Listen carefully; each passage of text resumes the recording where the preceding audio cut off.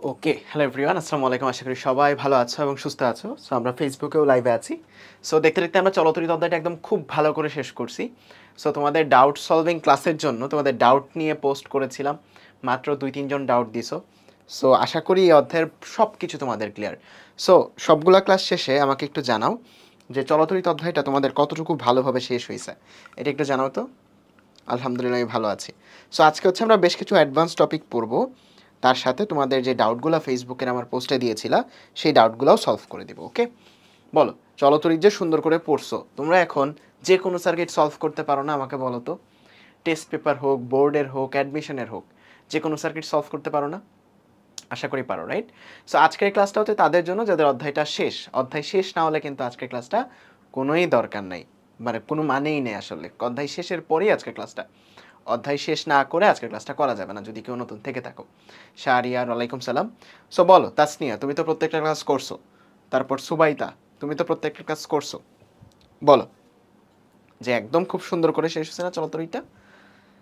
ওকে, ঠিক আছে, আলহামদুলিল্লাহ। ওকে, নাইস, ঠিক আছে। সো আজকের ক্লাসে আমরা বেশ কিছু অ্যাডভান্স জিনিসপত্র পড়বো, যেগুলো হচ্ছে আমাদের কোথাও লাগবে না বলতে পারো, তারপরে আমরা শেখার জন্য শিখবো আর কি। ঠিক আছে, তার সাথে তোমাদের ডাউটগুলোও সলভ করে দেবো। সো সবার শুরুতে যেই টপিকটা আমরা পড়বো সেটা হচ্ছে ওয়াই ডেল্টা ট্রান্সফরমেশন। নামটা কি? নামটা হচ্ছে ওয়াই ডেল্টা ট্রান্সফরমেশন। ঠিক আছে, ওয়াই ডেল্টা ট্রান্সফরমেশন, এই টপিকটা দিয়ে আমরা শুরু করব, কারণ এই টপিকটা থেকেই তোমাদের ডাউটগুলো ছিল। ওকে, ওয়াই ডেল্টা ট্রান্সফরমেশন সোজা হয়েছে? হ্যাঁ, সোজা হয়েছে আশা করা যায়। সো তোমাদেরকে বলছিলাম যে তোমাদের সার্কিটের ভিতরে এমন কিছু ফর্ম থাকতে পারে যেগুলাকে তুমি সিরিজেও ফেলতে পারবা না, প্যারালালেও ফেলতে পারবা না, একটা বিপদ ওইগুলাকে নিয়ে। সো ওই রকম জিনিসগুলাকে আমাদের কিছু মানে মডিফিকেশন করতে হয়। যেমন ধরো একটা ওয়াই সার্কিট, মানে বিভিন্ন ধরনের সার্কিট দেখতে হয়, মূলত বিভিন্ন ধরনের দেখতে হতে পারে। সো এক এক রকমের ডিজাইনের সার্কিটকে আমরা এক একটা নাম দিই। যেমন এই রকম যে সার্কিটটা, যেখানে মনে করো যে তোমার ওয়াই এর মতো দেখতে, ধরো সার্কিটের ভিতরে কোনো একটা অংশ আসলে এরকম দেখতে, তাইলে এটাকে আমরা বলি আসলে ওয়াই সার্কিট বা ওয়াই টাইপের সার্কিট। ওয়াই মানে এটা ওয়াই এর মতো দেখতে না অনেকটা, সো এটাকে বলি আমরা ওয়াই টাইপের সার্কিট। সেম জিনিসটা আবার এরকম ভাবেও থাকতে পারে, বুঝছো? এরকম ভাবে ধরো এই টার্মিনালটা হচ্ছে এ, এটা বি, এটা সি, এখানেও এটা এ, এটা এটা হচ্ছে তোমার কি, এটা হচ্ছে বি, এই টার্মিনাল হচ্ছে সি। দেখো এই দুইটা কিন্তু একই জিনিস, দেখে বুঝতেছো? এইটা আর এইটা, এটা কিন্তু একই জিনিস। কেমনে? জাস্ট স্ট্রাকচারটা ডিফারেন্ট, বাট বাকি সব কিছু তো সেম। দেখো এইটুকুকে তুমি ধরে টান দিয়ে যদি এখানে নিয়ে যাও, তাইলে এটা এরকম দেখাবে। এইটুকে চাপ দিয়ে একটু নিচে নামাইলে জাস্ট তারগুলা জাস্ট বাঁকা করছো, আর কিছুই না। তার মানে এটাও কাইন্ড অফ একটা ওয়াই সার্কিটই, বাট তারপরেও এটাকে একটা স্পেশাল নামে ডাকা হয়, এটাকে টি সার্কিট বলে। ওকে, কি সার্কিট বলে? টি সার্কিট বলে, টি ডাবল ই, টি সার্কিট বলে। কারণ এটা টি এর মতো দেখতে। কেন নামগুলার মধ্যে ওয়াই এর মধ্যে শুধু ওয়াই না কেন, ডাব্লিউ ওয়াই কেন? কারণ যারা নাম দিছে তারা হয়তো অন্য কোনো দেশের, তাদের উচ্চারণ অনুযায়ী নামটা দিছে, মানে এটা টি এর মতো দেখা যায়, তাই এটাকে টি সার্কিট বলে। আবার ডেল্টা সার্কিট আছে। ডেল্টা সার্কিটটা দেখতে কেমন? ডেল চিহ্নের মতো, এই যে এরকম ডেল চিহ্নের মতো। সো এইরকম যে সার্কিটগুলা, এগুলাকে বলি আমরা ডেল সার্কিট। ওকে, এই যে এইরকম যে সার্কিটগুলো, মনে করো A terminal, B terminal, C terminal, এরকম যে টার্মিনালগুলো, এগুলোকে বলি আমরা ডেল সার্কিট। ঠিক আছে, বোঝা গেল? ওকে, সো এটার নাম কি? এটার নাম হচ্ছে ডেল সার্কিট। ডেল সার্কিট, ডেল। আরেক রকমের সার্কিট আছে। সার্কিটটা দেখতে হচ্ছে এরকম, যে তোমার এখানে একটা রেজিস্ট্যান্স, এখানে একটা রেজিস্ট্যান্স, এখানে আরেকটা রেজিস্ট্যান্স, এখানে একটা টার্মিনাল, এখানে একটা টার্মিনাল, সো এখানে মনে করো আরেকটা টার্মিনাল। সো এই রকম যে সার্কিটটা, এটাকে বলা হয় পাই সার্কিট। দেখো এটা পায়ের মতো মনে হয় না? পায়ের মতো মনে হয় না অনেকটা, তাই না? এই যে দেখো পায়ের মতো লাগতেছে না? সো এটাকে তোমাকে বলা হয় এটা আসলে একটা পাই সার্কিট। ভাই সাইকেল টু এই মাসে শেষ করবেন? সাইকেল টু এই মাসে পুরোটা শেষ হবে না, নেক্সট ক্লাস থেকে আমরা সেমিকন্ডাক্টর শুরু করব, 25 তারিখের আগেই সেমিকন্ডাক্টর শেষ হয়ে যাবে, এরপর আমরা সাইকেল 3 এ চলে যাব, ঠিক আছে? 25 তারিখ থেকে বা 26 তারিখ থেকে সাইকেল 3 এর ক্লাস শুরু হবে। সো সাইকেল 3 এর লঞ্চিং লাইভটা হয়তো আগামীকালকে বা পরশু হতে পারে, জানিয়ে দিব। আচ্ছা, এখন বলো এই সার্কিট আর এই সার্কিটের মধ্যে কোনো ডিফারেন্স আছে? দুইটা কিন্তু একই জিনিস।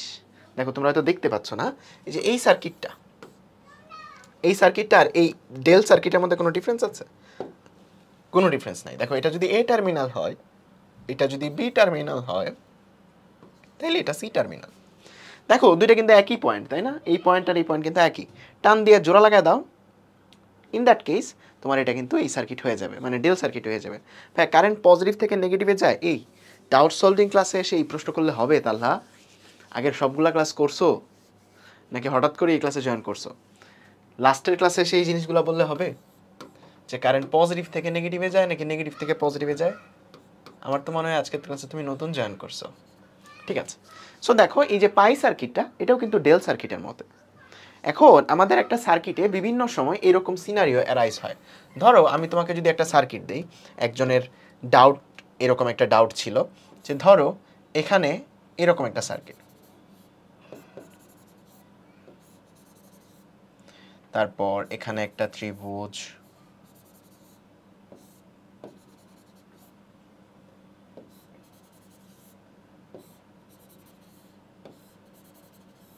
এই হচ্ছে তোমার সার্কিট। আমি বললাম এর সাপেক্ষে বি এর যে তোমার তুল্যরোধ সেটা বের করতে, এর সাপেক্ষে যে বি এর তুল্যরোধ সেটা বের করতে, এই জিনিসটা তোমাকে বললাম। সো এর সাপেক্ষে বি এর তুল্যরোধ এটা যদি বের করতে চাও, এই দুইটাকে না হয় তুমি একসাথে করে সিরিজে লিখতে পারলা, ঠিক আছে? লিখতে পারলা। ওইটা আর এটা প্যারালাল, তুমি এইরকম পর্যন্ত আসতে পারলা। মানে তুমি কতটুকু আসতে পারবা?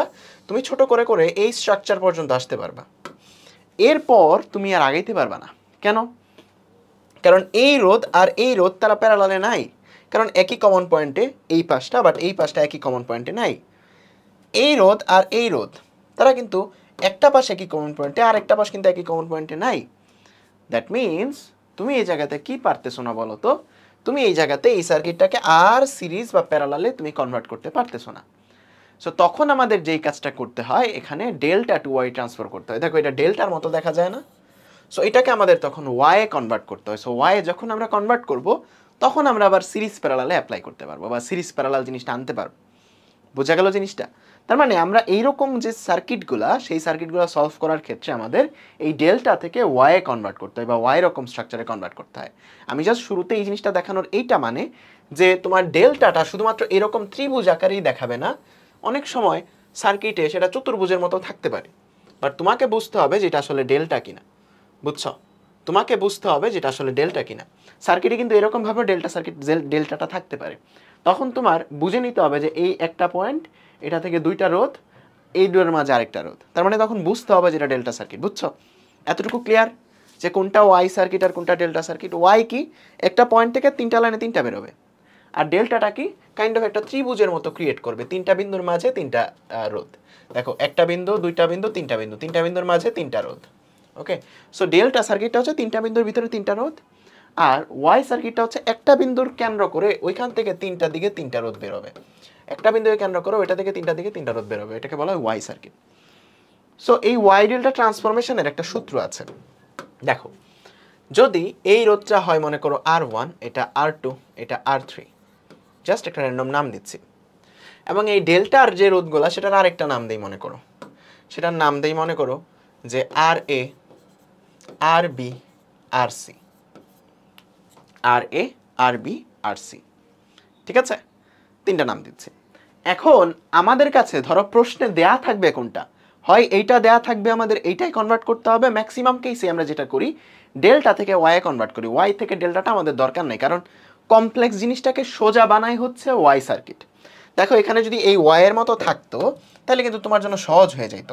এখানে যদি ওয়াইয়ের মতো থাকতো তাহলে তোমার জন্য সহজ হয়ে যেত, বুঝছো? তখন তুমি এইটাও থাকতো না, এইটাও থাকতো না, এইটাও থাকতো না, তখন তুমি আসলে এইটুকুকে সিরিজে বলতে পারতা। তারপর তুমি এইটার সাথে বাকিটা করতে পারতে। এখানে দুইটা ডেল্টা ক্রিয়েট হয়েছে, তাই ভিজুয়ালাইজ করতে পারতেছো না। সো আমাদের সার্কিটটা সহজ করে আসলে এই ওয়াই টাইপের সার্কিট। সো আমরা এই ডেল্টা থেকে আসলে ওয়াই কনভার্ট করি সবচেয়ে বেশি। সো প্রথমে আমরা সূত্রটা জেনে নিই যে কিভাবে আমাদের কাছে এইটা দেয়া থাকলে, দেখো পরীক্ষা হলে এটা গিভেন থাকবে, ঠিক আছে? পরীক্ষা হলে বা প্রশ্নে আমাদের এই জিনিসটা গিভেন থাকবে, এটা থাকবে গিভেন। সো এটাকে কনভার্ট করে আমরা এরকম বানাবো। তাইলে কিসের মান বের করতে হবে বলো তো? আরে আর বি আর সির মান বের করতে হবে, নাকি এগুলা ইউজ করে R1 R2 R3 মান বের করতে হবে বলো তো কোনটা? আরে আর বি আর সির ভ্যালু বের করতে হবে, নাকি R1 R2 R3 ভ্যালু বের করতে হবে? যদি ওইটা গিভেন থাকে, যদি ওইটা গিভেন থাকে তার মানে আরে আর বি আর সি দিয়ে আমাদের R1 R2 R3 এই তিনটা বের করতে হবে। সো সূত্রটা লেখার জন্য আমি সাজেস্ট করবো সবসময় যে এইটার ভিতরে তুমি একটা ডেল্টা বানাবা, মানে ওয়াই বানাবা একটা, বুঝছো? এটা মনে মনে পরে মুছে দিতে পারো বা যে কোনো সময় জাস্ট এটার ভিতরে একটা ওয়াই বানায় ফেলবা। এই যে বলো ওয়াই বানানো হয়েছে? ওয়াই বানানো হয়েছে? ওয়াই বানানো হয়েছে? হয়েছে। সো আমরা মান বের করতে চাচ্ছি এই R1 এর, R2 এর আর এই R3 এর, এই তিনটা জিনিসের মান বের করতে চাচ্ছি। তাইলে ফর্মুলাটা আসলে কি হয়?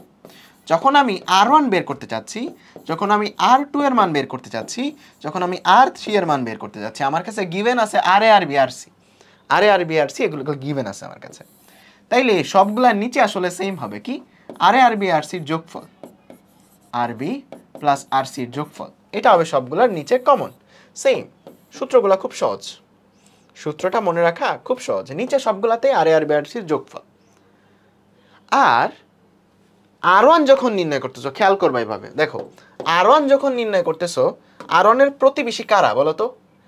আর সি আর বি কি R1 এর প্রতিবেশী? না, R1 এর প্রতিবেশী এই দুইজন, আর এ আর আর সি। তার মানে এই আর এ আর আর সি এই দুইটা উপরে গুণফল, আর এ আর আর সি এই দুইটা গোপনে গুণফল। যখন R2 নির্ণয় করতেছো, R2 এর প্রতিবেশী আর বি আর আর এ, তার মানে এই দুইটা তখন গুণফল, আর বি আর আর এ এই দুইটা তখন গুণফল। যখন তুমি R3 নির্ণয় করতেছো, এর প্রতিবেশী হচ্ছে আর বি আর আর সি, তার মানে তুমি এই আর বি আর আর সি এই দুইটা জিনিসের গুণ করবা। তাইলেই তুমি ওয়াই যে সার্কিটটা, সেই সার্কিটের মানগুলা পেয়ে গেছো।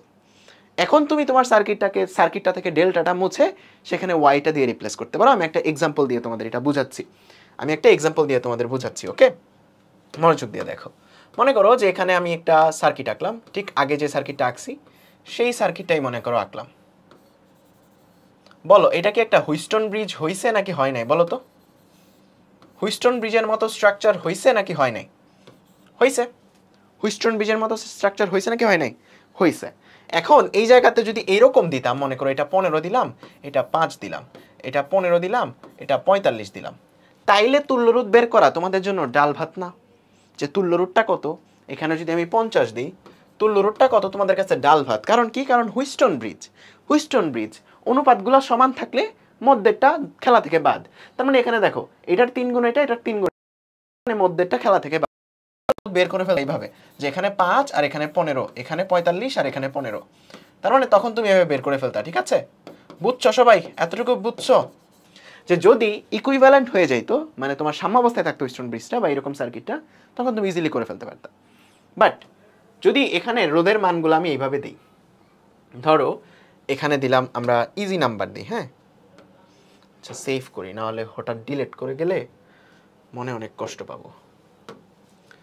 ঠিক আছে, দেখো আমরা মানগুলা যেহেতু মুখে মুখে হিসাব করব, আমরা 10-এর গুণিতক দেই। ঠিক আছে? তাহলে মুখে মুখে হিসাব আমরা ইজিলি করতে পারবো। মনে করো এটা 10 আর এটা হচ্ছে 20, এটা 30 আর এটা হচ্ছে 40। বলো তো এখন সাম্যাবস্থায় আছে? এখন কিন্তু সাম্যাবস্থায় নাই, সাম্যাবস্থায় কিন্তু এখন আর নাই। সো এখন এটার তুল্যরোধ বের করতে চাই আমি, এ বির প্রান্তের সাপেক্ষে তুল্যরোধ বের করতে চাই। সো এখন আমার কাছে কোনো অপশন নাই এই সার্কিটটাকে, মানে দুইটা অপশন আছে এখন তুল্যরোধ বের করার। একটা হচ্ছে আমি কেভিএল কেসিএল দিয়ে ধরো একটা ব্যাটারি কানেক্ট করব 12 ভোল্টের বা যে কোনো ভোল্টের, এটা দিয়ে তোমার টোটাল কারেন্ট বের করব কেভিএল কেসিএল দিয়ে, তারপর 12 টোটাল কারেন্ট দিয়ে তুল্যরোধ বের করব। এটা একটা অ্যাপ্রোচ, যেখানে তোমার আলাদা একটা ব্যাটারি কানেক্ট করতে হচ্ছে, টোটাল কারেন্টটা বের করবা, এখানে দুইটা লুপ কেভিএল কেসিএল অ্যাপ্লাই করে এরকম সার্কিট তোমরা সলভ করছো। এটা জাস্ট কিছুই না, এরকম একটা যে চতুর্ভুজের মতো যে সার্কিটটা করছিলা এটাই ওইটা। দেখো এখানে এই ত্রিভুজটাকে একটা চতুর্ভুজের মতো আঁকতে পারো, এটারও একটা চতুর্ভুজের মতো আঁকতে পারো, তখন তোমার কাছে ফিমিলার হয়ে যাবে। ওকে? সো এই জায়গাতে দেখো এইভাবে একটা অ্যাপ্রোচ তোমার কাছে আছে, তুমি এটা দিয়ে তুল্যরোধ বের করতে পারো। বাট আমি এটা দিয়ে চাই না, আমরা চাই কি, আমরা ওয়াই ডেল্টা দিয়ে এটাকে ডিরেক্ট জাস্ট রোধের সূত্র দিয়ে আমরা হচ্ছে বের করতে চাই, কোনো কারেন্টের মেজার করবো না, কেভিএল কেসিএল অ্যাপ্লাই করবো না। সো এখানে কি একটা ডেল্টা সার্কিট দেখতে পাচ্ছ? ডেল্টা সার্কিট কেমন হয়?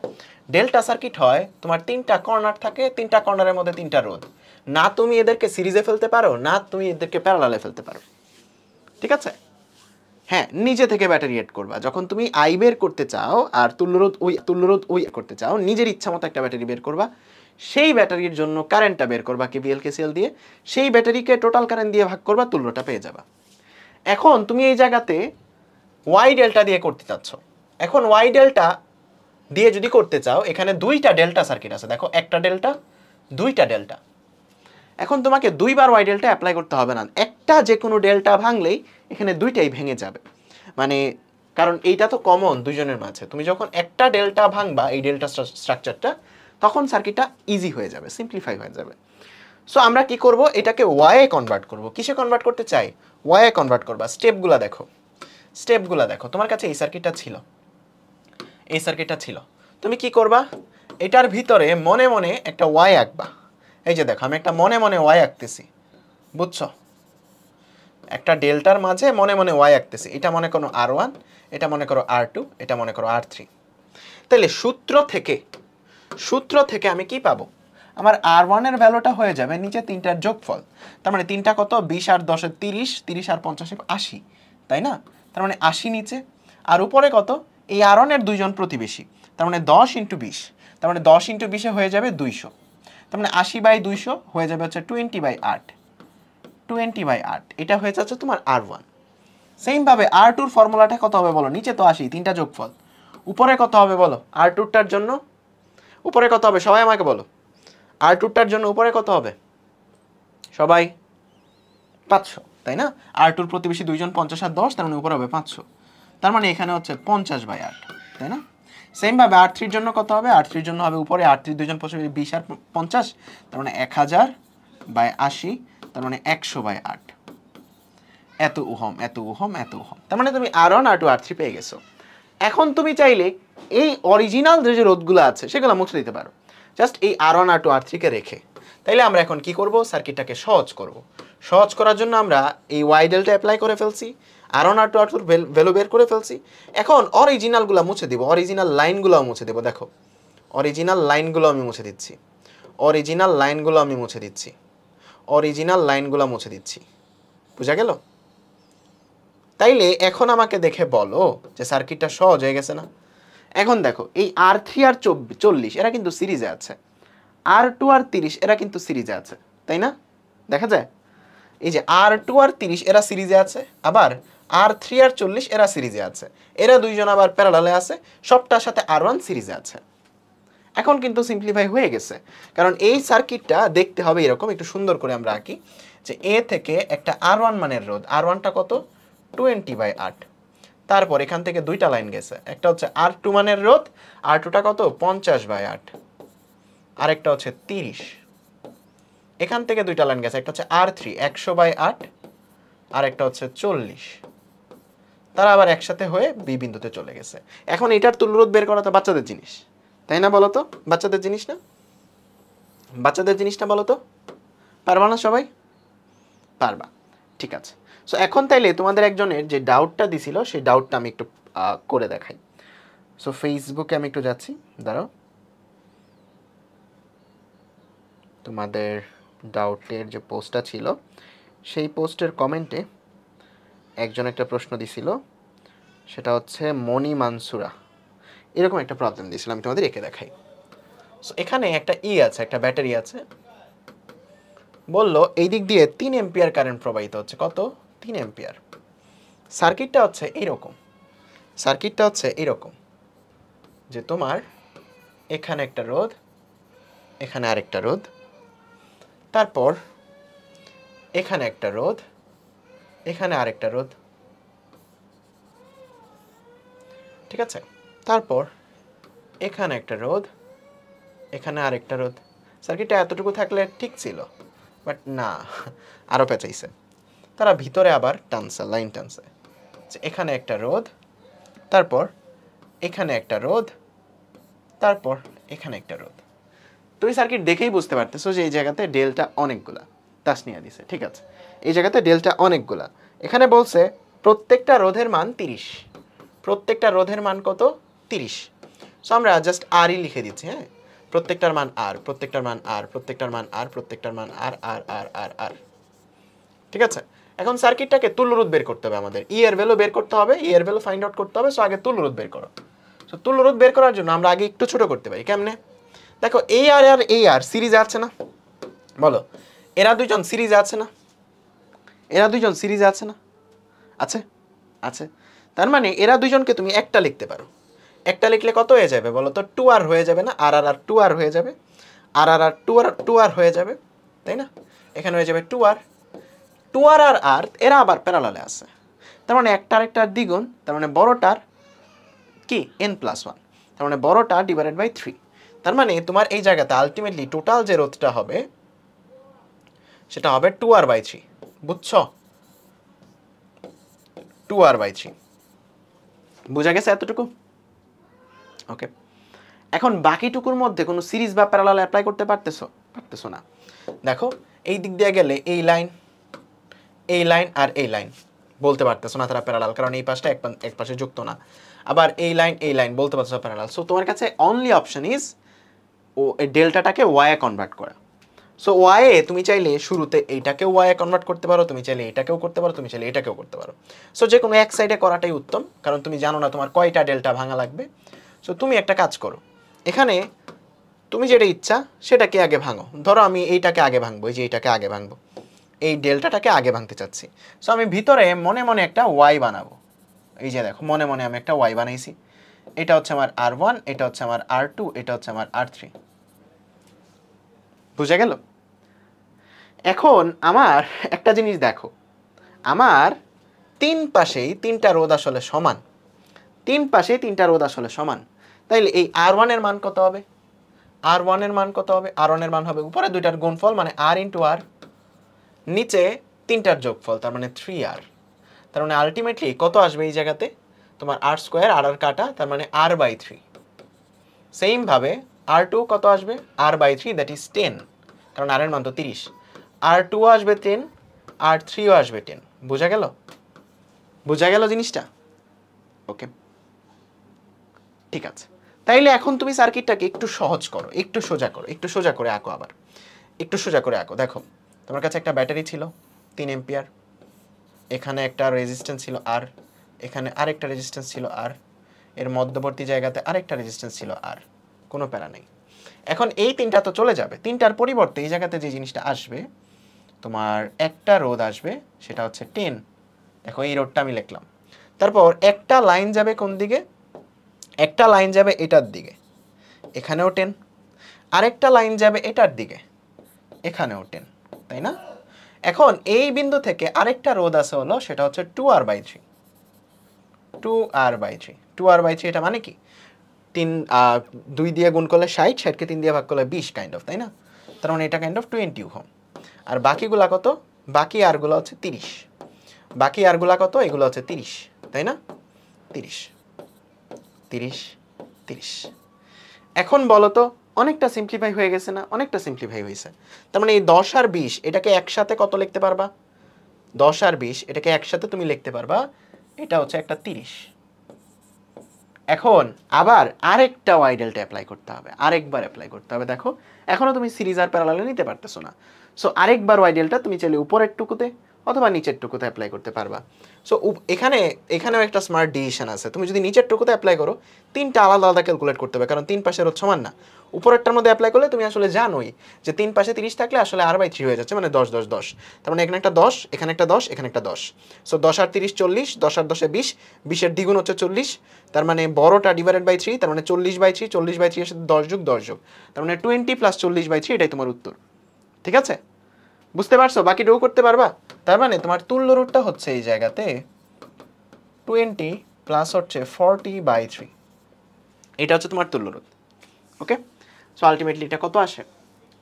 100/3 বা 33.33, 33.33। সো তুমি তুল্য রোধটা পেয়ে গেছো, টোটাল কারেন্টটা জানো, I ইন্টু আর দিয়ে বিভবটা বের করে ফেলবা, 100 ভোল্ট আসবে। ঠিক আছে ভাইয়া? হার্ডওয়েতেও করে দেখান। হার্ডওয়ে কোনটা? হার্ডওয়ে কোনটা? হার্ডওয়ে কোনটা বোঝাচ্ছ? হার্ডওয়েটা কোনটা বোঝাচ্ছ বলো তো? হার্ডওয়ের কথাটা কোনটা বোঝাচ্ছ? কোনটা হার্ডওয়ের কথা বলছো? মানে উপরে অ্যাপ্লাই করে। হ্যাঁ, আমি তো এটাই করলাম, আমি তো উপরেই অ্যাপ্লাই করলাম, আমি করছি মনে মনে। দেখো অনেক কিছু মনে মনে করা যায়। তুমি এই জায়গাতে যদি একটা ওয়াই চিন্তা করো, তাহলে প্রত্যেকটা ওয়াইয়ের রোধ হয়ে যায় 10। তার মানে এখানে 10 আছে, এই 10 আর 10 এই লাইনে 20, এখানে 10 আর তার 30, এখানে 40। তার মানে 20 আর 40 প্যারালালে আছে। তার মানে এইটুকুর তুল্যরোধ 40/3। 40/3 এর সাথে 10 সিরিজ, 10 সিরিজ, তার মানে 20 প্লাস 40/3, দ্যাট ইজ 33.33। এটা হচ্ছে তোমার তুল্যরোধ। তার মানে তোমার ভোল্টেজ চলে আসবে হচ্ছে 100 ভোল্ট। ক্লিয়ার? 100 ভোল্ট। ঠিক আছে, তুমি চাইলে নিচের টুকুতেও অ্যাপ্লাই করতে পারতা, বাট কেন আমি রিকমেন্ড করি না, কারণ নিচের টুকুতে অ্যাপ্লাই করলে তোমার আসলে আলাদা আলাদা ক্যালকুলেট করতে হতো, কারণ একটার দুই পাশে 10 আর 30, আরেকটার এক পাশে 30 আর 30। সো যেন একবারে তুমি ইজিলি করতে পারো, এই জন্য উপরে অ্যাপ্লাই করাটাই বেটার। এই যে ম্যাথটা দিছে, এই ম্যাথটা ইন্ডিয়ান বই থেকে নেওয়া, ঠিক আছে, যেই দিছে তাসনিয়া দিছে। সো এটা হচ্ছে ইন্ডিয়ান বইয়ের একটা প্রবলেম। এটা সিবিএসসি ইন্ডিয়ার একটা এক্সাম আছে, সেই এক্সামে আসা একটা প্রশ্ন, যদিও বা আমাদের দেশে কোথাও আসবে না। এই ওয়াইডেলটা কিন্তু আমাদের দেশে কোথাও আসে না, বুঝছো? আমাদের কোথাও আসে না, কোথাও লাগবে না। তোমাদের প্রথম 7টা ক্লাসে যা যা শিখছো মোর দেনে না, ঠিক আছে? তার মানে ওয়াইডেলটা অ্যাপ্লাই করতে পারবা। তাহলে কেমন হবে নিচে অ্যাপ্লাই করলে? ইশিকা, তুমি এই জায়গাতে চাইলে নিচেও ওয়াইডেলটা অ্যাপ্লাই করতে পারতা, উত্তর একই আসতো। এই জায়গাতে তুমি জাস্ট একটা ওয়াই কনভার্ট করবা, ঠিক আছে? ওয়াই কনভার্ট করবা, তখন তোমার এই 30টা চলে যেত, 10 আর 30 এগুলো বাদ হয়ে যেত, এই নতুন 3টা মান তখন পেয়ে যেত তুমি। তখন এই 30 আর এটা সিরিজে আছে, এই 30 আর এটা সিরিজে আছে, আবার এই দুইটা প্যারালালে আছে, ওই সবগুলোর সাথে এইটা আর এটা সিরিজে আছে, বুঝছো? এই সিজিতে অ্যাপ্লাই করতে পারবো, এই সিজিতে এগুলো দিবেও না, এই সিজিতে এই জিনিসগুলো দিবেই না, ঠিক আছে? আসবেই না কোথাও, এরকম সার্কিট দেখবাই না। এখন আমরা অ্যাপ্লাই করতে পারবো সবাই, তাসনিয়া, সৌরভ, সুবাইতা, অ্যাপ্লাই করতে পারবো সবাই ওয়াইডেলটা যদি একটা সার্কিটে আসে। দেখো তোমাদের তাহলে একটা হোমওয়ার্ক দিই, আমি 1 নাম্বার হোমওয়ার্ক দিই, ঠিক আছে? সো এখানে মনে করো যে একটা প্রান্ত, এখানে একটা রোধ, এখানে আরেকটা রোধ, এখানে আরেকটা রোধ, এখানে আরেকটা রোধ, এখানে আরেকটা রোধ, তারপর হচ্ছে এই জায়গাতে এটা হচ্ছে বি। মনে মনে করবা, আর আর আর আর আর, মনে মনে না, মানে খাতায় করবা। এটা হচ্ছে তোমাদের হোমওয়ার্ক, যে তুল্য রুটটা কত, এ বির সাপেক্ষে তুল্য রুটটা কত, এ বির সাপেক্ষে তুল্য রুটটা কত। এটা কাইন্ড অফ একটা হুইস্টন ব্রিজ। সো এটা তো আসলে বলে দেওয়া যায়, বাদ দিয়ে দেওয়া যায়, তাই না? যে হুইস্টন ব্রিজ যেহেতু এক প্রান্ত থেকে দুইটা বেরোচ্ছে, আরেক প্রান্ত থেকে দুইটা বেরোচ্ছে, মধ্যেরটা common, R by R one, R by R one, তার মানে হুইস্টন ব্রিজ মধ্যেরটা বাদ, তার মানে 2r 2r আর আর হয়ে যায়, তাই না? এটা হুইস্টন ব্রিজ হয়ে গেছে। সো আমরা একটু প্যারা দিয়ে দিই তোমাদের। এটা হচ্ছে 3r আর এটা হচ্ছে 2r। এখন কিন্তু অনুপাত মিলে না, সো এখন তোমাকে ওয়াইডেলটা অ্যাপ্লাই করতে হবে। সো এটা হচ্ছে তোমাদের আজকের ক্লাসের হোমওয়ার্ক নাম্বার 1, ঠিক আছে? পারবা সবাই? হোমওয়ার্ক নাম্বার 1, ঠিক আছে? ওকে। সো আমরা পরের টপিকটা শুরু করব, এর আগে আরেকজনের একটা ডাউট সলভ করে দিই, যেটা তোমার ওই পোস্টে ছিল। 1 মিনিট। সেই ডাউটটা ছিল এরকম, যে তোমার একটা আইওটিতে আসা একটা প্রবলেম, একটা ইনফাইনাইট লেডার, ওকে, একটা ইনফাইনাইট লেডার এইরকম, ঠিক আছে? এটা এই প্রবলেমটা একটা ফেমাস নাম আছে, সেটা হচ্ছে infinite ladder. Infinite ladder, ladder মানে কি বলতো? লেডার মানে হচ্ছে মই। সো এটা একটা অসীম দৈর্ঘ্যের মই, বুঝছো? এটা একটা অসীম দৈর্ঘ্যের মই, এটা একটা অসীম দৈর্ঘ্যের মই। তার মানে এরকম চলতেই থাকবে, চলতেই থাকবে, চলতেই থাকবে। দৈর্ঘ্য কতটুক? দৈর্ঘ্য হচ্ছে অসীম। দৈর্ঘ্য হচ্ছে কত? দৈর্ঘ্য হচ্ছে অসীম, ঠিক আছে? দৈর্ঘ্য হচ্ছে অসীম। সো এটার তুল্যরোধ বের করতে হবে। এখন অসীম জিনিসের সিরিজে আছে নাকি প্যারালালে আছে বের করতে পারবা? বলো তো। সবগুলার রোধ বলে দিছে 6 6 6 6 6 6। এখানে কয়টা ডেল্টা সার্কিট বলো তো? কয়টা ডেল্টা সার্কিট? এই যে দেখো, এ বিন্দু আর বি বিন্দুর সাপেক্ষে সবগুলাই কিন্তু ডেল্টা সার্কিট। কারণ দেখো, এই বিন্দু আর এই রোধ, এই রোধ আর এই রোধ, এরা যে সিরিজে আছে বলতে পারবা না। তার মানে অনেকগুলা, এখানে আসলে অ্যাপ্লাই করতে করতে তুমি শেষ করতে পারবে না। সো এটার অ্যাপ্রোচটা ভিন্ন হইতে পারবে, ভিন্ন হইতে হবে। সো এটার কনসেপ্টটা হচ্ছে যে একটা সাগর থেকে যদি তুমি 1 বালতি পানি সরায় দাও, তাহলে সাগরের পানির চেঞ্জ হয়। সাগরের পানির চেঞ্জ হয় বলো তো? একটা সাগর থেকে যদি 1 বালতি পানি সরায় দাও, সাগরের পানির চেঞ্জ হয় না। তাইলে সেমভাবে এই অসীমটা, এই যে অসীম দৈর্ঘ্যের যে জায়গাটা, এই অসীম দৈর্ঘ্যের জায়গাটার তুল্যরোধ আমি যদি ধরে নিই আর ইকুইভ্যালেন্ট, বা আর যদি ধরে নিই যে এটার তুল্যরোধ মানে আর, তাইলে এখান থেকে যদি আমি জাস্ট দেখো এখানে কিন্তু সবগুলা সেম, সবগুলো কিন্তু একই, এই যে এখানে একটা, এখানে আরেকটা, এখানে আরেকটা, এখানে আরেকটা, এরকম অসীম। সো আমি যদি এক বালতি পানি সরায় নিই, দেখো শুরুতে এই একটা সরায়, এই একটাকে যদি সরায় নিই, এক বালতি পানি সরায় নিই, তাহলে এই বাকিটুকু যেটা আছে, এই যে এই বাকিটুকু যেটা আছে, এইটুকুর তুল্যরোধও আরই হবে। কনসেপ্টটা বুঝছো? মানে এটা তো অসীম পরিমাণ লম্বা, সেম জিনিস অসীম বার আছে, তার মানে আমি যদি একবার সরায় দিই, একবার আলাদা করে রাখি, তাইলেও বাকিটার তুল্যরোধ আরই হবে। সো এই হচ্ছে মেইন কনসেপ্ট। সো আমরা যেই কাজটা করব, আমরা ধরে নিব যে আচ্ছা এই যে বাকি যেইটুকু আছে, এইটুকুর তুল্যরোধ তো আমি বের করতে পারতেছি না। সো এই যে এই সবটার তুল্যরোধ আমরা ধরে নিব, যেটা আসলে আর এর সমান, অর্থাৎ মূল যে সার্কিটের তুল্যরোধ সেই সার্কিটের তুল্যরোধের সমানই। তার মানে এটা কার সমান? তুল্যরোধের সমান, তুল্যরোধের সমান, সমান। বুঝছো? এখন তোমাকে এখান থেকে তুল্যরোধ বের করতে হবে। দেখো এটার তুল্যরোধ আবার কার সমান? এই আর ইকুইভ্যালেন্টের সমান। তাহলে এটার তুল্যরোধ সমান কত আসবে আমাকে বলো তো? এটার তুল্যরোধ সমান কত আসবে? দেখো 6 আর এই আর প্যারালালে, তার মানে 6 প্যারালাল আর ইকুইভ্যালেন্ট, এইটার সাথে যোগ হবে কি? যোগ হবে 12। তার মানে এইটুকু সবটা আবার আর ইকুইভ্যালেন্টের সমানই। বোঝা গেল? এইটুকু সবটা আবার আর ইকুইভ্যালেন্টের সমানই, মানে এখানের তুল্যরোধ যেটা, এইটুকুর বাকিটুকুর তুল্যরোধ এটাই। সো এই সার্কিট থেকে সলভ করলে আর ভ্যালু পেয়ে যাবে। তাইলে এখানে দেখো যে তোমার এই দুইটা যদি প্যারালালে থাকে, তাহলে তুমি কি বলতে পারবা? উপরে 6 ইন্টু আর, নিচে 6 প্লাস আর, তাই না? 6 প্লাস আর প্লাস 12। দেখো একটা ইকুয়েশন, একটা আননোন, এই সমীকরণটা সমাধান করে আর এর ভ্যালু বের করতে পারবা না? ইজিলি বের করতে পারবা। এখানে কমন নাও, কমন নিলে হচ্ছে এই 6 প্লাস আর দিয়ে এই পাশে গুণ করবা, গুণ করে তুমি এখান থেকে আর এর ভ্যালুটা বের করতে পারবা। ঠিক আছে? পারবা সবাই? ঠিক আছে, পারবা আশা করি। তারপর আরেকটা প্রবলেম যে দিছিল, সে হচ্ছে কে দিছিল? তাসনিয়াই দিছিল। সেটা হচ্ছে যে কোনো একটা জায়গাতে যে ভোল্টেজ প্রবাহিত হচ্ছে, সেই ভোল্টেজের রাশিমালা তোমার কাছে বলে দিছে যে 11 প্লাস 0.5t। তার মানে এই ভোল্টেজটা কি ধ্রুব? না, এই ভোল্টেজটা ধ্রুব না, এই ভোল্টেজটা পরিবর্তনশীল। টাইমের সাপেক্ষে ভোল্টেজটা পরিবর্তনশীল। কারেন্ট প্রবাহ বলে দিছে 2 অ্যাম্পিয়ার। তাইলে তুমি যদি এখান থেকে পাওয়ার ক্যালকুলেট করো, পাওয়ারটাও পরিবর্তনশীল হবে। পাওয়ার মানে v ইন্টু আই, তার মানে পাওয়ার সমান হয়ে যাবে 22 প্লাস হচ্ছে 1 বা 22 প্লাস টি, এটা হয়ে যাবে পাওয়ার। তোমাকে বলছে যে 10 ঘন্টায় কৃত কাজ কত? 10 ঘন্টায় কৃত কাজ কত, মানে 0 থেকে 10 আওয়ারে কৃত কাজ কত?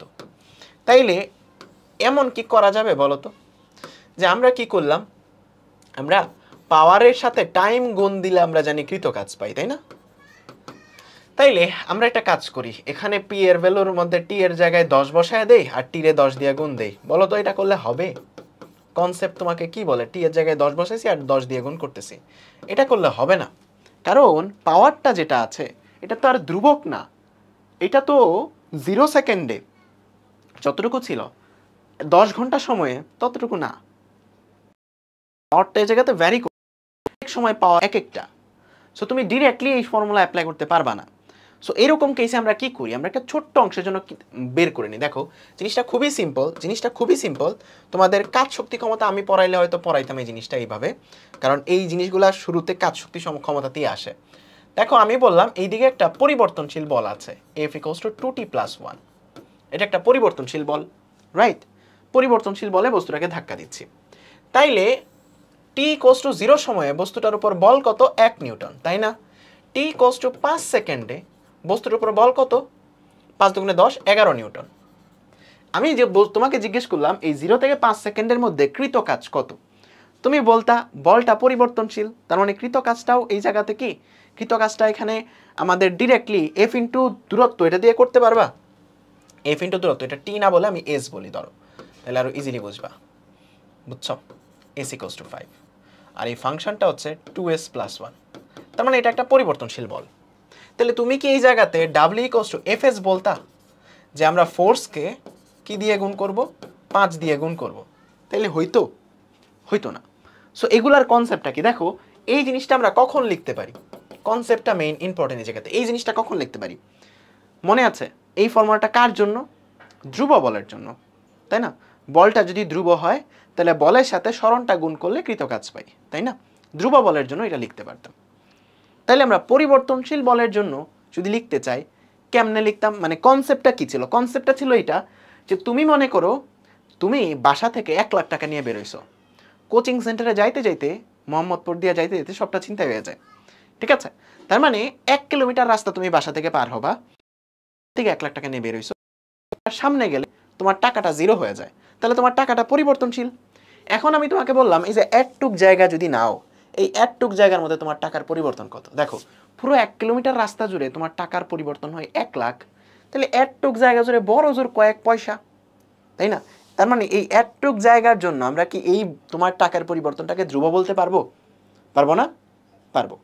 তার মানে এখানে বল রাস্তা জুড়ে চেঞ্জ হতো, আমরা ছোট্ট অংশ কেটে নেই, যে ছোট্ট অংশ ডিএস কেটে নেই, ছোট্ট অংশ ডিএস কেটে নেই, তাহলে এই ছোট্ট অংশের জন্য যে বলটা সেটাকে আমরা ধ্রুব বলতে পারবো, এই ছোট্ট অংশের জন্য যে বলটা সেটাকে আমরা ধ্রুব বলতে পারবো। সো যখনই আমরা ধ্রুব বলতে পারছি ওই ছোট্ট অংশটুকুর জন্য, তখন আমরা আবার W equals two FS formula ফেলতে পারবো। তার মানে তখন এই ছোট্ট অংশের কৃতকাজ যে ছোট্ট ডিডাব্লিউ সেটা সমান এফ ইন্টু এফ ডিএস বা এফ এস বলতে পারবো, মানে বল ইন্টু সরণ বলতে পারবো। কারণ কি, কারণ আমার এই ছোট্ট অংশের জন্য বলটা আসলে ধ্রুবক।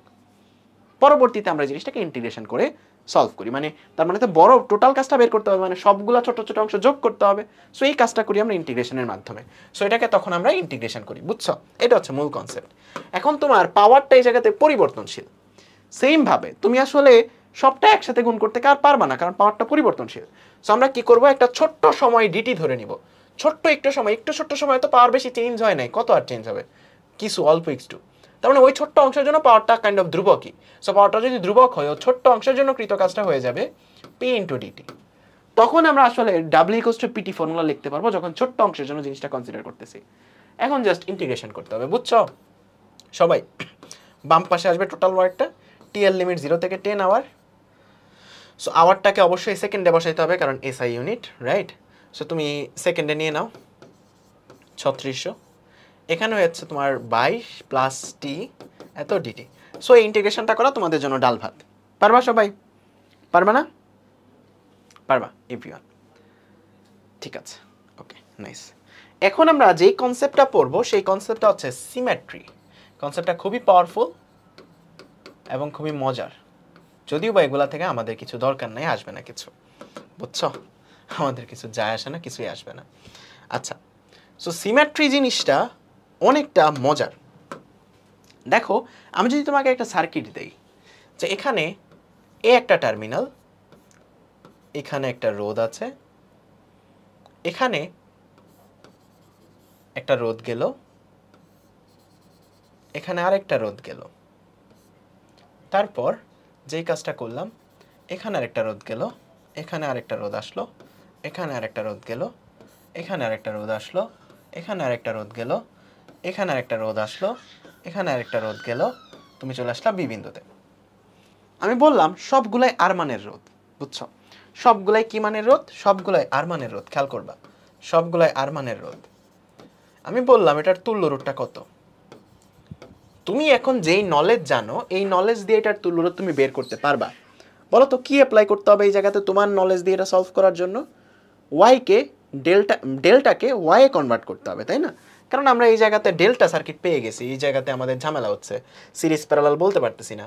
সো এই ডেল্টাটাকে তুমি যদি ভাঙো, তাইলেই তুমি আসলে এইটাকে, এই পাশের লাইনটাকে আলাদা করতে পারবা, এই পাশের লাইনটাকে আলাদা করতে পারবা, তোমার জন্য সার্কিটটা সহজ হয়ে যাবে। সো দুইটা ডেল্টাকে ওয়াইয়ে কনভার্ট করলেই সার্কিটটা তুমি সলভ করতে পারবা। তোমার কনসেপ্ট অনুযায়ী তুমি একটা ওয়েতে তুল্যরোধ বের করতে পারো। অনেকগুলো ওয়ে শিখে রাখা ভালো। আরেকটা ওয়ে তোমার কাছে কি আছে, তুমি একটা ব্যাটারি কানেক্ট করবা, 12 ভোল্টের ব্যাটারি কানেক্ট করতে পারো বা 1 ভোল্টের ব্যাটারি কানেক্ট করতে পারো, এখান থেকে কারেন্ট বের করবা, টোটাল কারেন্ট, কেভিএল কেসিএল অনেক কঠিন হয়ে যাবে যদিও কেভিএল কেসিএল অ্যাপ্লাই করা। সো কারেন্ট বের করবা, কারেন্ট বের করে তারপর ভি বাই আই, যদিও বা সেটা কমপ্লেক্স হয়ে যাবে অনেক বেশি, কারণ এখানে অনেকগুলো লুপ, কয়টা লুপ? 4টা লুপ। সো কঠিন হয়ে যাবে, কঠিন হয়ে যাবে, ঠিক আছে, কঠিন হয়ে যাবে। হ্যাঁ, এই যে সুন্দর একটা জিনিস দেখছো ইশিকা, যেখানে তো হুইস্টন ব্রিজও অ্যাপ্লাই করা যায়। সো এই সার্কিটটার জন্য আসলে আমরা হুইস্টন ব্রিজও অ্যাপ্লাই করতে পারবো। কারণ কি দেখো, এখানেও আর, এখানেও আর, এখানেও আর, এখানেও আর, তার মানে মধ্যেটা হিসাবের থেকে বাদ, এটা ডাল ভাত। এখানেও আর, এখানেও আর, এখানেও আর, এখানেও আর, মধ্যেটা হিসাবের থেকে বাদ, ডাল ভাত। সো এই মধ্যেরগুলো বাদ হয়ে গেলে 2r 2r 2r, তার মানে 2r/3 প্লাস 2r, এটাই তোমার তুল্যরোধ হয়ে যাবে। মানে মুখে মুখে করতে পারতেছো। তার মানে 3টা মেথড আমরা শিখে গেলাম অলরেডি এই সার্কিটটার তুল্যরোধ বের করা। 3টা মেথড আমরা শিখে গেলাম। আরেকটা মেথড হচ্ছে, ধরো এই মেথডটার নাম হচ্ছে সিমেট্রি। এখন একটা জিনিস চিন্তা করো, ধরো এখানে 10 ভোল্ট, এই দিক দিয়ে কারেন্ট যাচ্ছে, এই দিক দিয়ে কারেন্ট যাচ্ছে, ঠিক আছে? একটু কমন সেন্স দিয়ে চিন্তা করো যে তুমি এই 10 ভোল্ট নিয়ে এখানে আসছো, মনে করো এখানে তোমার কাছে 10 ভোল্ট আছে বা 8 ভোল্ট আছে, তোমার কাছে মনে করো 8 ভোল্ট আছে। কত ভোল্ট আছে? 8 ভোল্ট আছে তোমার কাছে। এই দেখে মনে করো এই পাশেও আর, এই পাশেও আর, এখানেও আর, এখানেও আর, কাইন্ড অফ পুরোটা একটা সিমেট্রিক। তার মানে এই দিক দিয়ে যতটুকু ভোল্টেজ ড্রপ হবে এই দিক দিয়েও ততটুকু ভোল্টেজ ড্রপ হবে, তাই না? এই দিক দিয়ে যতটুকু ভোল্টেজ ড্রপ হবে এই দিক দিয়েও ততটুকু ভোল্টেজই ড্রপ হবে। আবার এই দিক দিয়ে যতটুকু ভোল্টেজ ড্রপ হবে এই দিক দিয়েও ততটুকু ভোল্টেজই গেইন হবে, যদি গেইনের কথা চিন্তা করো। তাহলে তুমি বলতে পারতেছো যে আসলে আলটিমেটলি এই দুই পয়েন্টের বিভব একই থাকবে। আমরা যখন হুইস্টন ব্রিজের কনসেপ্ট পড়ছিলাম এভাবেই তোমাদের জিনিসটা এক্সপ্লেন করছিলাম, তাই না? যে এই দুই বিন্দুর বিভব তখন একই হচ্ছে, এই দুই বিন্দুর বিভব তখন একই হয়ে যাচ্ছে। সো আলটিমেটলি তখন আমরা কি করতে পারবো, ওই দুই বিন্দুকে একটা বিন্দু বানিয়ে দিতে পারবো। সো এইটাকে বলা হয় সিমেট্রি। দেখো সিমেট্রি জিনিসটা খুবই মজার। আমরা কি করব, বুঝছো দেখার চেষ্টা করো। আমি কি করব, এখানে হাতে ধরবো, হাতে দইরা এখানে চাপাই দেবো, বা এখানে হাতে ধরতেছি, হাতে দইরা টান দিচ্ছি, এটাকে জালের মতো চিন্তা করো, ওটার উপর চাপাই দিচ্ছি, ঠিক আছে? খেয়াল করছো, এখানে হাতে ধরছি, এখানে চাপাই দিচ্ছি। কেন চাপাইতে পারতেছি? কারণ এই বিন্দু আর এই বিন্দু একই, তাদেরকে কেন প্যারালাল আমি বানায় দিতে পারতেছি, মানে একই বিন্দু বানায় দিতে পারতেছি। সো একই বিন্দু যদি আমি বানিয়ে দেই, এই নিচেরটুকু যদি ভাঁজ করে উপরে নিয়ে যাই, খেয়াল করো নিচেরটুকু যদি ভাঁজ করে নিয়ে যাই, তার মানে নিচেরটুকু নিচের মতো আর থাকবে না, এখানে এটা দুই ভাঁজ হয়ে যাবে। তার মানে এই আরটা যায় এটার উপরে পড়বে, তাই না? বলো তো, এটার উপরে পড়বে, ইয়েস অর নো? ইয়েস। এই আরটা যায় এটার উপরে পড়বে, ইয়েস অর নো? ইয়েস। এই আরটা যায় এটার উপরে পড়বে, তাই না? বলো তো, ইয়েস অর নো? ইয়েস। বুঝা গেল? আনাফ, আশিক, তাসনিয়া, বুঝতে পারছো? তার মানে কেন তুমি একসাথে মার্জ করতে পারছো, কেন সিমেট্রি তুমি অ্যাপ্লাই করতে পারছো? কারণ এই পয়েন্টের ভোল্টেজ সেম, ঠিক আছে? এখন তোমার জন্য সার্কিটটা সহজ হয়ে গেছে। দেখো আমি যদি এইটুকু মুছে দিই, আর এইটুকুর তুল্যরোধ কত হয়ে যাবে? এখানে r/2 হয়ে যাবে। আর এখানের তুল্যরোধ কত হয়ে যাবে? এখানে r/2 হয়ে যাবে। আর এখানের তুল্যরোধ কত হবে? এখানে r/2 হয়ে যাবে, কারণ প্যারালাল আছে।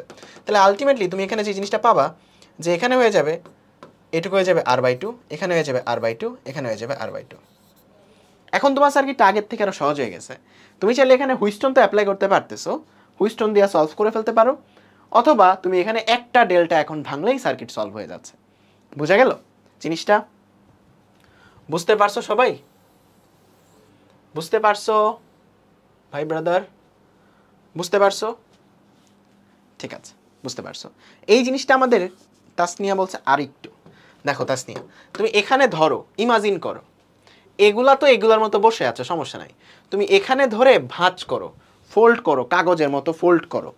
সো এইটাকে যদি ভাঁজ করো এটার উপর, এই পয়েন্টটাকে যদি এই পয়েন্টে লাগাই দাও, এই রোডটা যায় এটার উপর পড়বে না? কাইন্ড অফ ছোটবেলায় তোমরা বিমান বানাইছো না, সেরকম যে এই পাতাটা যদি ভাঁজ করে এটার উপর ফেলো, এই রোডটা যায় এটার উপর পড়বে, এই রোডটা যায় এটার উপর পড়বে, এই রোডটা যায় এটার উপর পড়বে। তখন আলটিমেটলি এখানে দুইটা রোড প্যারালাল হয়ে যাবে, এই আর এবং যেই পরবর্তী আরটা পড়তেছে ওইটা কাইন্ড অফ প্যারালাল হয়ে যাবে। সো তখন এই জায়গাতে তুল্যরোধ হয়ে যাবে r/2। এই আরটা যখন এটার উপর পড়বে তখন এই জায়গাতে দুইটা লাইন হয়ে যাবে আর এর দুইটা প্যারালাল, তার মানে এই দুইটা মিলে হয়ে যাবে r/2। ঠিক আছে, বুঝতে পারছো? ঠিক আছে, নাইস। এখন আমরা বেশ কিছু সার্কিট সলভ করব। প্রথমত যেই সার্কিটটা সলভ করব, এগুলা তোমরা অনেক মেথডেই সলভ করো। সো আমাদের এই সার্কিটটুকু এই জায়গাতে থাকুক। সো এরকম সিমেট্রি তোমরা আরো বিভিন্ন জায়গায় অ্যাপ্লাই করতে পারতা, আরো বিভিন্ন জায়গাতে অ্যাপ্লাই করতে পারবা আর কি ইন ফিউচার, মানে তোমাদের পরীক্ষালে যে সার্কিট আসবে সেই অনুযায়ী। সো মনে করো যে আমার এখানে একটা ঘন বস্তু আছে, কি আছে? এই ঘন বস্তু আছে, কিউব টাইপের সার্কিট। এগুলা কেমনে মনে রাখবা এটা বলে দিছিলাম না তোমাদের? কিউব টাইপের সার্কিট কেমনে মনে রাখবা সেটা বলে দিছিলাম না? বলে দিছিলাম যে কিউব টাইপের সার্কিট হলে এটার রোধের মানটা, তুল্য রোধের মানটা কিভাবে মনে রাখবা। যদিও বা কিউবটা আঁকা সুন্দর হচ্ছে কিনা আই ডোন্ট নো।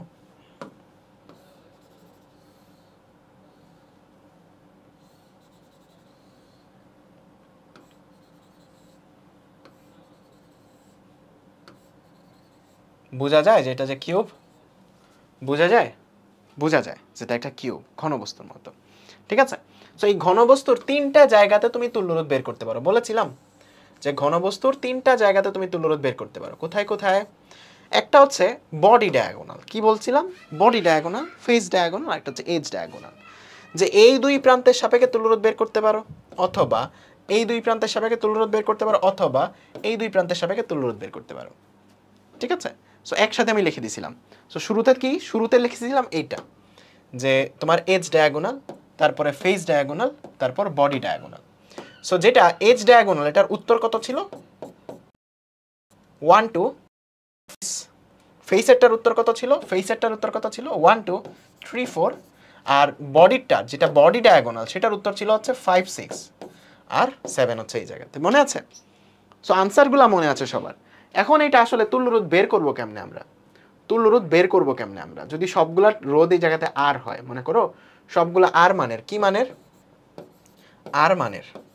সো এখানে এটাকে অনেক মেথডে অনেকে করায়, অনেকে তড়িৎ প্রবাহ কিভাবে ভাগ হচ্ছে ওইটা দিয়ে করায়।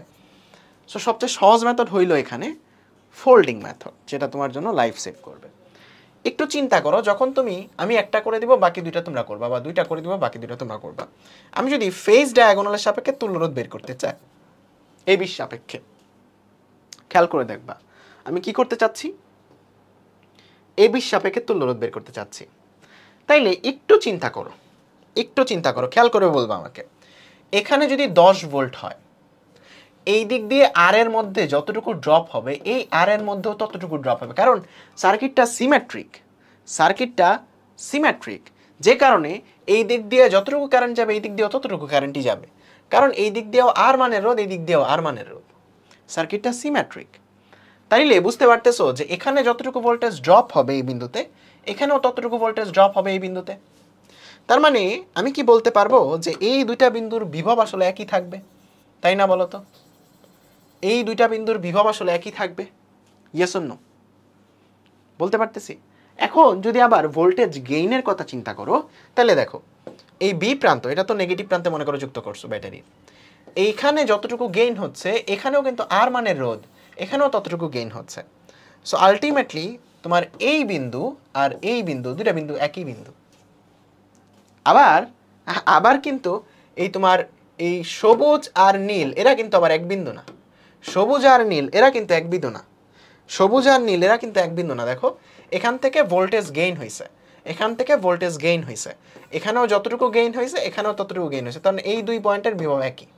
এখানে ভোল্টেজ ড্রপ হয়েছে, এখানে দুই ভোল্টেজ ড্রপ হয়েছে, ড্রপ হয়ে এই জায়গাতে আসলে দুইজনের সেম ভোল্টেজ ছিল। বুঝা গেছে? সো এখন এই জায়গাতে তুমি সিমেট্রি অ্যাপ্লাই করতে পারবা, যেহেতু তুমি দুইটা সিমেট্রিক পয়েন্ট পেয়ে গেছো।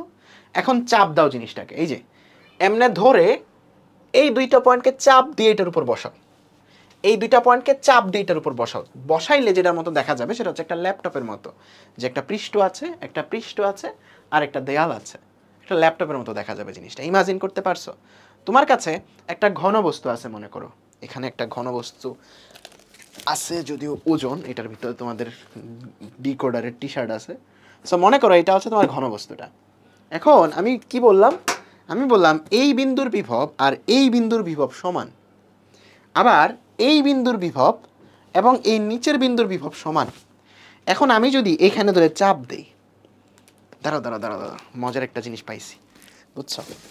মজার একটা জিনিস পাইছি, এখানে একটা খালি পেয়ে গেছি, এই তো ভেরি নাইস। ঠিক আছে, যদিও বা এটা চাপানো যাবে না, হ্যাঁ যাবে। ধরো এটা হচ্ছে তোমার এটা হচ্ছে ধরো তোমার ঘনবস্তুটা, হ্যাঁ এটা হচ্ছে তোমার ঘনবস্তুটা, হ্যাঁ এটা হচ্ছে ঘনবস্তু। সো এই পয়েন্ট, এই যে এই পয়েন্ট, এই যে দেখো আমার আঙুলের যে পয়েন্টটা, এই আগেই এই ফোল্ডিং হয়ে যাচ্ছে আমি শিখানোর আগেই। দেখো এই বিন্দুর বিভব আর এই বিন্দুর বিভব এক না? ওই চিত্র দেখে খেয়াল করো, চিত্র দেখে বোঝার চেষ্টা করো। এই উপরের বিন্দুর বিভব আর এই বিন্দুর বিভব এক না? এক।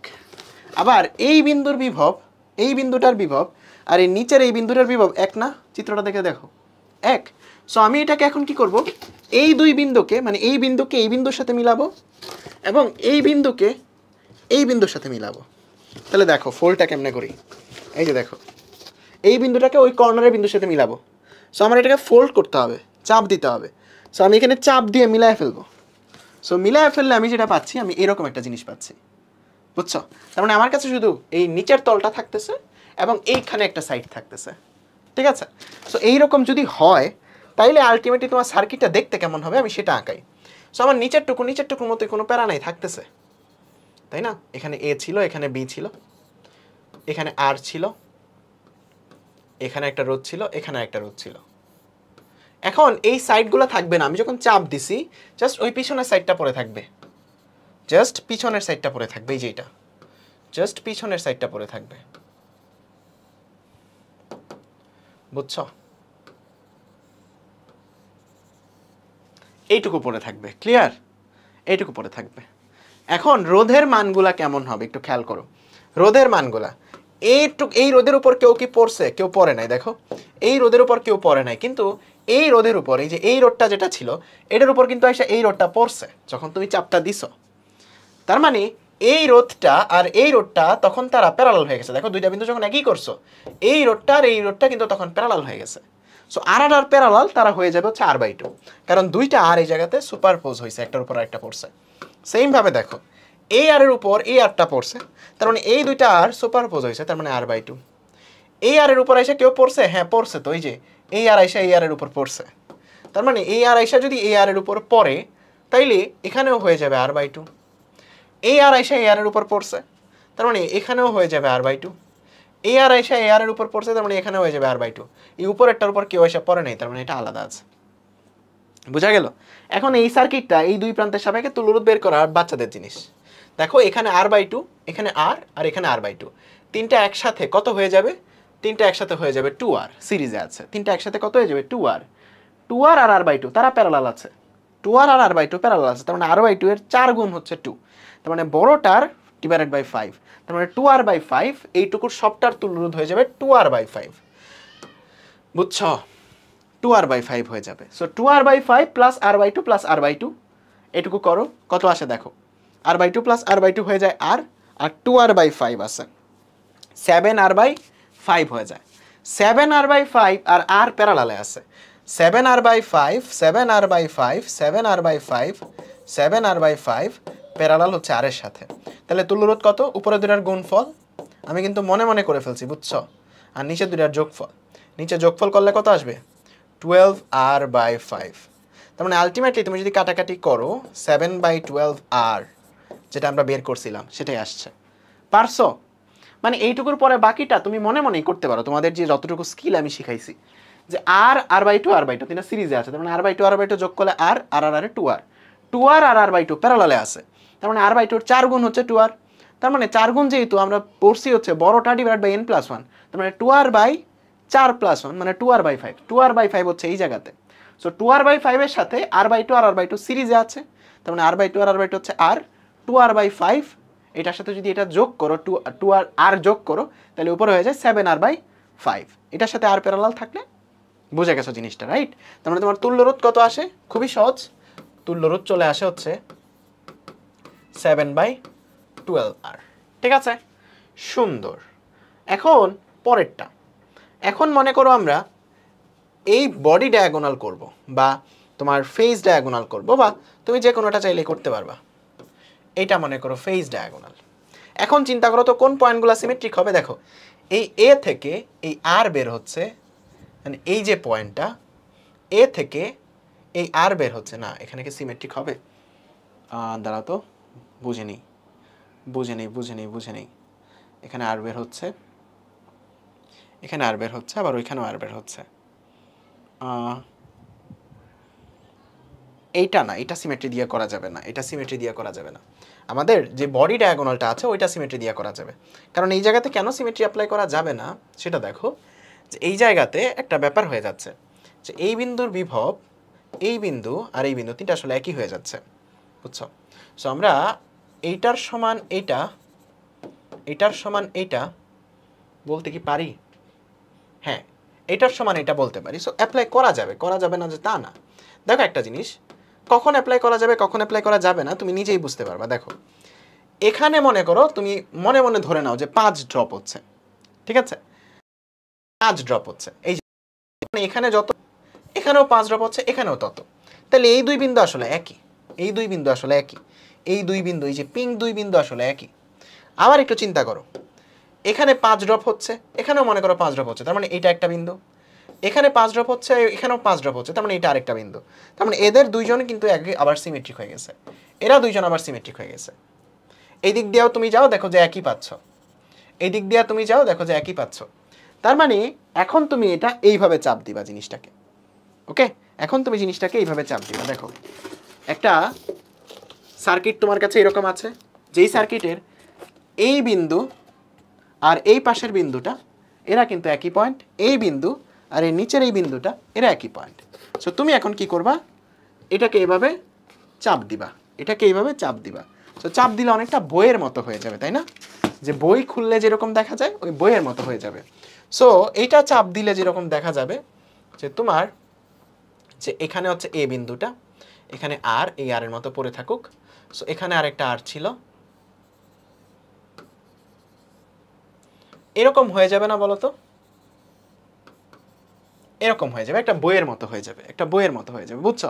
জাস্ট আমি এই পয়েন্টটাকে চাপ দিলাম, চাপ দিলে এখানে 1 2 3 4টা, 1 2 3 4টা এরকম থাকলো, এখানে 1 2 3 4টা থাকলো, বুঝছো? তাসনিয়া বাকি সবাই এখন রোধগুলার মান লেখো, রোধগুলার মান লেখো। এটার উপর তো কোনো ইন্টারাপশন আসে নাই, কারণ এই রোধটা যায় পড়বে ওই মধ্যেটার উপর, তার মানে এটা আর আরই আছে। ওই মধ্যেটার উপর যে আরেকটা আর পড়তেছে, এই যে এটা যায় এখানে পড়তেছে, দ্যাট মিনস এটা হয়ে যাবে r/2। তারপর এই আরটা যে এখানে পড়তেছে, দ্যাট মিনস এখানে হয়ে যাবে r/2। এই আরটা যে এখানে পড়তেছে, তার মানে উপরের এখানে হয়ে যাবে r/2। সিমিলার এখানেও r/2, এখানেও r/2। এই রোডটা নো ইন্টারাপশন, এর উপর কেউ পড়তেছে না, তার মানে সে আর। তার মানে এখানে একটা ডেল্টা সার্কিট ক্রিয়েট হয়েছে, এখানে আবার ওয়াই ডেল্টা ট্রান্সফার করতে হবে। ওয়াই ডেল্টা ট্রান্সফার করে তারপর তুমি সলিউশন করতে পারবা, এটা বুঝছো? ওয়াই ডেল্টা ট্রান্সফার করে তারপর তুমি এই জিনিসটাকে সলভ করে ফেলতে পারবা, বুঝা গেল? সো এটা তুমি সলভ করবা, যে এটা যদি বি প্রান্ত হয়, এটা যদি বি প্রান্ত হয় তাহলে এটার সাপেক্ষে তুমি সলভ করবা। সো এটা হচ্ছে ফেজ ডায়াগোনালটার জন্য। আর যেটা বডি ডায়াগোনাল ছিল সেটাও সিমিলার। দেখো যদি আমার জাস্ট এই পয়েন্টটা এই জায়গায় না রেখে এই বি পয়েন্টটা যদি এই জায়গায় হইতো, সিমেট্রি কিন্তু একই থাকতো। দেখো এই পয়েন্ট থেকে এইটা বের হয়েছে, এটা বের হয়েছে, সো এই বিন্দু আর এই বিন্দু সমান, এই বিন্দু আর এই বিন্দু একই, কারণ এই বি থেকে এখানে যতটুকু গেইন হচ্ছে এখানেও ততটুকু গেইন হচ্ছে। সো সিমেট্রি বইয়ের মতো স্ট্রাকচার এটাই হইতো, জাস্ট বিন্দুটা চেঞ্জ হয়ে এই জায়গাতে বি চলে আসতো। তখন তুমি আসলে মনে মনে এটা করতে পারতা, কারণ এখানে r/2 প্লাস আর, এখানে হয়ে যাবে 3r/2, এখানেও হয়ে যাবে 3r/2। বাট না, তারপরেও তোমার এই জায়গাতে একটা ডেল্টা থেকেই যাচ্ছে, তাই না? একটা ডেল্টা ভাঙতেই হবে। সো এই সার্কিটের ক্ষেত্রেও একটা ডেল্টা ভাঙতে হবে। সো আশা করি এই বাকিগুলা করতে পারবা। সো যদিও বা তোমাদের কোথাও দরকার নেই, সো তোমাদের মেইনলি যেই কনসেপ্টটা দরকার ছিল সেই কনসেপ্টগুলো তোমাদের দেখায় দিছি। যেই কনসেপ্টগুলা তোমাদের দরকার ছিল সেই সবগুলা কনসেপ্ট আমরা দেখায় দিছি, ঠিক আছে? ক্লিয়ার? চলতরিত পারফেক্টলি ক্লিয়ার? চলতরিত একদম আশা করি একদম ভালোভাবে শেষ হয়েছে। সো আমাকে সেভ করতে দাও জিনিসটা। সো আমরা নেক্সট ক্লাস থেকে শুরু করব হচ্ছে সেমিকন্ডাক্টর। ওই সেমিকন্ডাক্টর অধ্যায়টা আমাদের 3টা ক্লাসে শেষ হয়ে যাবে। সো আশা করছি 25 তারিখের আগে আমাদের সেমিকন্ডাক্টর শেষ হয়ে যাবে। এরপর আমরা সাইকেল 3 শুরু করব। সাইকেল 3 এর তড়িৎ চুম্বক প্রবাহ, যেটা মানে তার তড়িৎ প্রবাহের চুম্বকক্রিয়া, সেটা নেক্সট মাসের মধ্যেই শেষ হয়ে যাবে। তোমাদের যাদের প্রি টেস্ট আছে অক্টোবরে, সো প্রি টেস্টের আগেই আমাদের এই 3 নাম্বার সাইকেলের অধ্যায়গুলো শেষ হয়ে যাবে, যেগুলো তোমাদের সাধারণত প্রি টেস্টের সিলেবাসে আছে। আর বাকি সিলেবাস তো তোমাদের পুরো বই মোটামুটি কমপ্লিট। আমরা কয়টা কমপ্লিট করে ফেলছি? দ্বিতীয় পত্রের প্রথম পত্রের 10টা আর দ্বিতীয় পত্রের 5টা কমপ্লিট করে ফেলছি। 25 তারিখের মধ্যে দ্বিতীয় পত্রের 6টা কমপ্লিট হয়ে যাবে, দ্বিতীয় পত্রের একটা উদ্ভাদ অধ্যায়, তার মানে বাকি থাকবে আমাদের আর 4টা অধ্যায়, বুঝছো? ভাই সিএসএফআরবি কোর্সে আপনি থাকবেন, এখন পর্যন্ত যতটুকু জানি থাকা উচিত, কারণ গত বছর ছিলাম। সো সো যদি রাখে থাকবো ইনশাল্লাহ। সো এসিএস এর ফাইনাল রিভিশন ব্যাচে থাকবো যতটুকু আমি জানি। ঠিক আছে, সো আমরা আশা করা যায় যে ডিসেম্বরের আগেই সিলেবাস শেষ করে ফেলবো। তোমাদের এফআরবি বা এই রিভিশন ব্যাচগুলো এগুলো শুরু হতে হতে জানুয়ারির আগে শুরু হবে না, এনরোলমেন্ট হয়তো নভেম্বর বা ডিসেম্বরের দিকে শুরু হয়। ঠিক আছে, বাট এবার যেহেতু ফুল সিলেবাস একটু আগেও শুরু হতে পারে, ডিসেম্বরের দিকেও শুরু হতে পারে। সো ডিসেম্বরের মধ্যেই আমাদের সিলেবাস শেষ হয়ে যাবে। ঠিক আছে, সো যারা সাইকেল 2 এখনও যুক্ত হও নাই, যুক্ত হয়ে যাও। আমরা নেক্সট ক্লাস থেকে এই সাইকেল 2 কি করব বলো তো, সেমিকন্ডাক্টর এই অধ্যায়টা পড়বো। খুবই সহজ, খুবই মজার অধ্যায়। যখন তোমরা চলচ্চিত্র পড়বে তো সেমিকন্ডাক্টর একদম দুধ ভাত লাগবে তোমাদের। অনেক কমপ্লেক্স সাইড সলভ করবো সেমিকন্ডাক্টরে, দেখবে যে একদম পানির মতো হয়ে গেছে। ওকে, সো একটা স্ক্রিনশট তুলে নাও আমাকে সহ, সার্কিট সহ। সো একটা ছোট্ট পোস্টে জানিয়ে দিও তোমাদের চলতরিটা কত সুন্দর করে শেষ করছি, আমার যে এসি ক্র্যাকার্স অফিসিয়াল গ্রুপটা আছে সেখানে। সো যেই ক্লাসটা করে থাকো, রেকর্ডেড করো বা লাইভে করো, একটা পোস্টে জানিও যে কত ভালো করে শেষ হয়েছে তোমাদের। একটা স্ক্রিনশট নিয়ে নিতে পারো। ঠিক আছে, ভালো থেকো সবাই, দেখা হবে ইনশাল্লাহ নেক্সট ক্লাসে অ্যান্ড সেমিকন্ডাক্টর অধ্যায়। ওকে, টাটা। একটা টি শার্ট দেন।